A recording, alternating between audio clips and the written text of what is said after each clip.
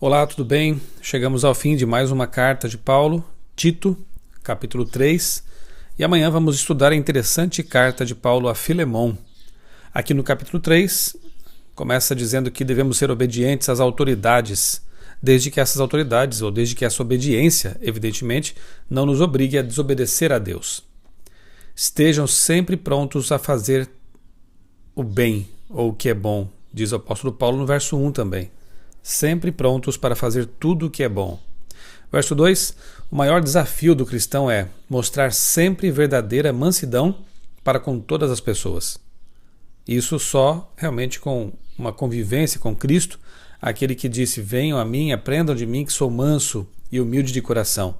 A mansidão, a submissão não nos são naturais, mas quando andamos com Cristo e pedimos que Ele nos ajude, isso é possível.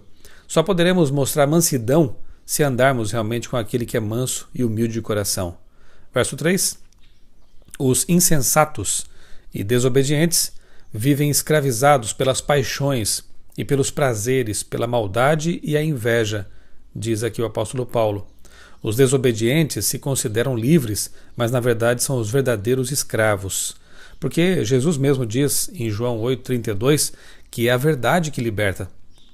Somente somos livres quando andamos no Deus da verdade, naquele que disse eu sou o caminho, a verdade e a vida. A liberdade verdadeira só existe em Jesus.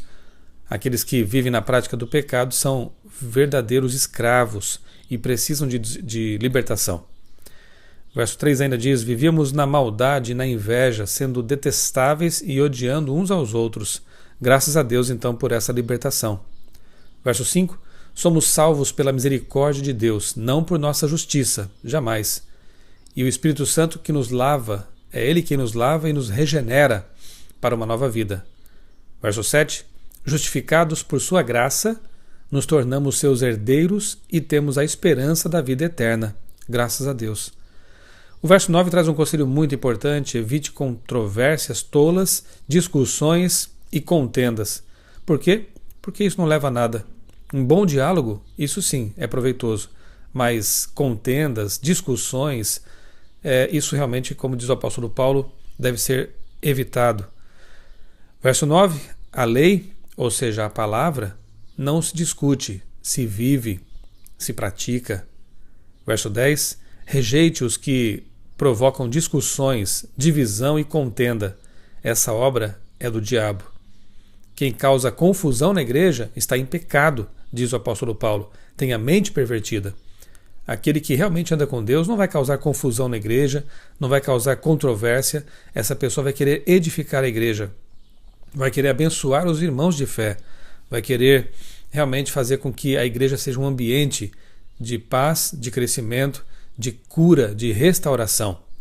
Verso 14, aprendam a dedicar-se à prática de boas obras. Esse é um aprendizado constante na escola de Jesus. Dedicar-se sempre a boas obras. E finalmente o verso 15 termina com aquela saudação típica do apóstolo Paulo, a graça seja com todos vocês. Amém. Mais um texto, mais uma carta que termina com o desejo do apóstolo inspirado de que vivamos na graça, sob a graça de Cristo, porque é disso que precisamos, de salvação e de dotação do alto para que vivamos os princípios que são apresentados aqui nesses textos inspirados. Que Deus o abençoe e que você coloque em prática, pelo poder de Deus, todos os conselhos que foram dados aqui nesses 3 capítulos da carta de Paulo a Tito, e que prossigamos no estudo, no conhecimento das verdades que têm sido apresentadas pelo apóstolo em suas epístolas. Amanhã, Filemon, uma carta bonita que realmente tem muito a nos revelar. Eu sou o pastor Michelson Borges, desejo a você um dia muito feliz, muito abençoado, sob a luz que vem da palavra de Deus.